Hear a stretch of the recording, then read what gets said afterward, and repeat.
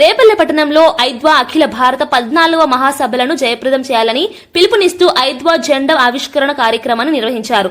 రేపల్లె ఎన్టీఆర్ నగర్ పాత జగన్ కాలనీలో ఐద్వా జెండాను ఆవిష్కరించి మహాసభలను విజయవంతం కావాలంటూ నినాదాలు చేశారు. ఈ కార్యక్రమంలో ఐద్వా రేపల్లె పట్టణ అధ్యక్షురాలు ఎస్కే షకీరా, కార్యదర్శి కె నాంచారమ్మ పాల్గొని మాట్లాడారు. దేశవ్యాప్తంగా మహిళల సమస్యలపై నిరంతరం పోరాటాలు నిర్వహిస్తున్న ఐద్వా 14వ అఖిల భారత మహాసభలు హైదరాబాద్ లో జనవరి 25 నుంచి 28 వరకు జరుగుతున్నాయని చెప్పారు.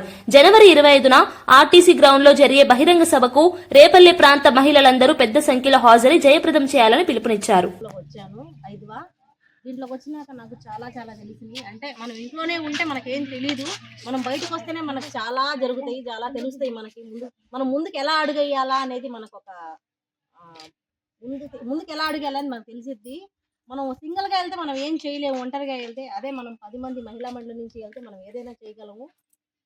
కాబట్టి మీరందరూ మాతో ఉండి పోరాడాలని అనుకుంటా.